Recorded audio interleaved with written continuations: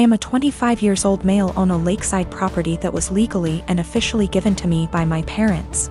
I have been living here for 6 years and have some great neighbors along with some not so great ones. Of all my neighbors, I have only ever had problems with one who lives right next door named Mariette. She first moved in early this summer as she had the former house on her property demolished and rebuilt. My problems started with her over the use of my wood stove and fireplaces. With the temperatures getting colder, I have started to use them daily. My house is not equipped with any form of heating outside of the wood stove and a fireplace. This means that from fall until spring I will constantly have them going to keep my place warm. My family never outfitted the home with anything better because it was for weekend trips and we would winterize and leave it when things got cold. My parents thought of adding oil heating when I moved in, however I opposed it because it was a waste of money and didn't mind splitting logs. 5 days ago, after having received my shipment of logs for the fall, I was approached by my neighbor Mariette. She came around asking for my parents, to which I said that they don't live here and that I am the homeowner. She didn't believe me and said that I was too young to be a homeowner before leaving. Later that day I heard a knock at my door and thought it was my girlfriend, so I gave my usual greeting of, "Hey, sweet cheeks," while opening the door. Unfortunately, it was not her and was Mariette again, so I apologized quickly and asked what she wanted. Once again she wanted to speak with my parents, to which in a more stern tone said that I was the homeowner. This time she finally got it and said that I am violating HOA policy by using wood-burning fireplaces indoors and outdoors. In response, I said that as new as the house looks, I am not a member of the group and that the town permits fireplaces and burning yard waste. She then went on to ask why I even needed them, because they do nothing but harm the environment. I went on to explain that while the house exterior looks new, the house actually has been around since 1930 and still uses a wood stove and fireplace heating. She didn't believe me yet again and said she would be back with an inspector. Yesterday, once again, she came with another person who introduced themselves as an HOA inspector. They tried to talk about my fireplaces, but I shut them down immediately and said that I am not a member of their group. The guy then tried to lie by saying that the HOA is in control of all the properties in the area. I immediately called him out on the lie and said that he is either lazy or a moron for not knowing that I am not with them. We went back and forth one more time before I told them I will not listen to them and to stuff it and leave. My husband just got promoted to shift manager 3 weeks ago. This meant that his 10 a.m. to 6 p.m. shift has now been switched 4 a.m. to noon. He isn't a morning person at all, so most mornings he will start huffing and puffing as soon as his alarm goes off, and he will instantly turn on our light and very loudly start looking for his work clothes. Have asked him several times to put clothes out the night before and he has yet to do so. I have also asked him to not turn the light on or be super loud. After all, when I worked at 5 a.m. I made sure to be respectful of him sleeping. So yesterday morning when he got up at 3 a.m. and flipped on the light, I grabbed my stuff and went to the guest room. He came in and asked what I was doing. I told him that since he didn't respect me sleeping at all, that I would be staying in the guest room from now on. He made a comment about the light will only be on for 5 freaking minutes. Which is not true.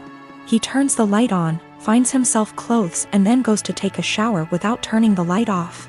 If I turn the light off, he will come back into the room after the shower and turn it on again to grab his socks and put on his shoes. Which also pisses me off because shoes stay in the kitchen by the door and there's no reason he can't put them on at the table. Anyways, instead of understanding, he just got angry. Mainly because he is not a morning person and he doesn't like dealing with anything in the AM. So, while he was at work yesterday, I moved all my stuff into the guest room. Last night he practically begged me to sleep in the bedroom and promised to let me sleep. Well, this morning he flips on the light again, so I sit up and I'm like, "Are you kidding me right now?" And he says, "I'm being quiet." As if that was the only issue. So I went into the guest room and locked the door. I told him I was staying in here from now on despite his efforts to sway me. He thinks I'm overreacting. I work 4 p.m. to midnight. And cute little tidbit, I'm the breadwinner. I make nearly $5 more on my hourly wage. My ex Rose and I have a son, Jason. He is 15 years old. We broke up when Jason was 5. Rose has Jason on weekends. Rose married her now husband when Jason was 10. Her husband has 2 children, they are 17 and 16 and live full-time with them. Jason has a few chores when he's with them and easily takes care of them, while his step-siblings don't do theirs and Rose take care of them. This has been the only point of contention between our son and her. He has talked with her and even went to therapy. It was when Jason was 12 when we switched days. We stayed like that for a year and a half, but since things never really got better, we went back to our initial agreement. The situation is still the same, and a year ago Jason came to me complaining about it. I had run out of things to say to him when it comes to this subject, so I threw almost the same pep talk my old man said to me when I was about the same age as him. I told him that I understand that it sucks. While they can't do anything, you can do everything. You can cook, clean, do well in school, drive, handle your own money, and you even know how to handle the bills, and I'm not counting the things you've learned from your grandparents and your uncle. I can send you to live alone right now like my old man did with me, an inside joke. And I wouldn't worry, because even if you don't know how to do them, you take the time to learn. You are already ahead of many kids your age, even ahead of some adults. Do your part, and as long as she doesn't make you do their chores, let your mother take care of it. Just focus on spending time with her the way you've been doing so far. The world is going to hit your step-siblings hard one day. Jason took it well, and things have been going well until yesterday. He went out with his mother, and when they returned, they found their house a complete mess.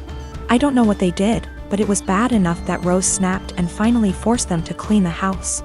The kids tried to get Jason to help them because they were struggling, but he refused, claiming it wasn't his mess. They kept nagging him, and Jason told them that I was right. They are really useless. His mother asked him if I really said that. He said I didn't, but it can be summed like that. He called me at night telling me that he probably got me in trouble and explained the situation. Rose with her husband came today about what I said.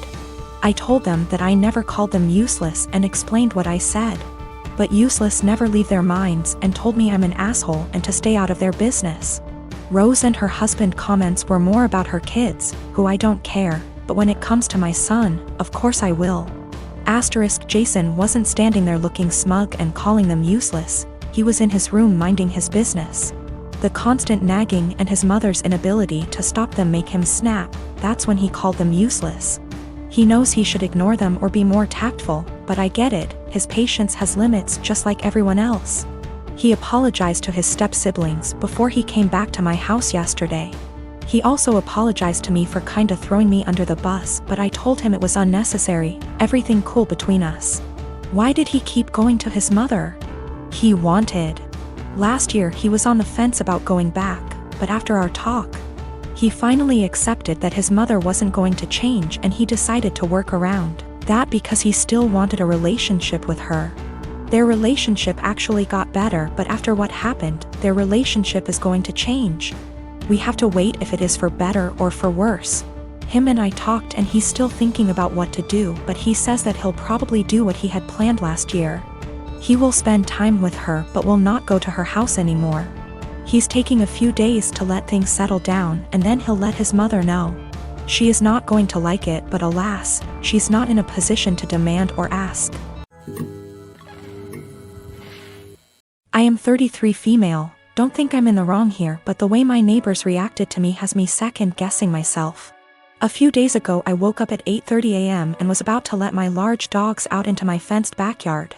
At the last second I checked my phone and saw that my next-door neighbor Catherine had sent me a text at 1 a.m. telling me there would be contractors in my backyard power washing her house from 8 to 9 a.m. Here's my issue. I wouldn't mind letting them in my yard if that made the work easier. But Catherine never asked. She just told me it was happening, with 7 hours notice, in a text sent to me while I was asleep. It was just by chance that I saw it before I let the dogs outside, and had I not seen it, I could have let my dogs out into my yard with contractors already in the yard. One of my dogs is a very fearful dog, and while he has never bitten anyone, that is only because I work extremely hard to protect him from unwanted encounters with strangers, advocate for him and his personal space and special needs, and never let anyone get close to him without measures taken to make sure everyone is safe. He is a very loving and special dog, so this is just not a risk I'm willing to take because I want to be a responsible dog owner. My neighbors know this, and they know he's scared of pretty much any person that I don't carefully introduce him to. I also have very clear signage on all the gates. But they told the contractors they could go into my yard. Didn't ask permission, didn't wait for my answer. I felt this was an egregious overstep, and just kinda rude and entitled of them to not ask me permission, and just tell me it was happening like I had no say in the matter. I got mad and texted her back and told her that this could have a very serious safety issue and it is not okay, under any circumstances, for them to ever give anyone permission to enter my yard where my dogs could bite them. Unacceptable, and never again. Catherine's husband Jack then blew his top and told me that they didn't have any notice either. They heard from the contractor in the middle of the night and there was no time to notify me. I feel like that's not my problem, and that they should have waited to receive confirmed permission from me before telling the contractors it was okay. I really don't think I'm asking a lot here. I feel like this is an extremely reasonable request, dog issues or not. Then Jack told me that my behavior was unacceptable and that any harassment of the contractors would be dealt with, and that I was to immediately cease harassing Catherine. I never even spoke to the contractors. And I sent Catherine a total of 4 text messages that more or less said that this is a boundary they can't cross. This was unacceptable, and they are not to do it again. Jack sent me a few more nasty texts, and at this point I'm not really interested in being friendly anymore. But Jack still said that I was the one who was being unacceptable. Jack just yelled at me from his balcony to tell me that the painters will be coming back multiple times this week and he doesn't know when, so I am calling the company first thing tomorrow and explaining the situation to them. I am installing gate locks this afternoon.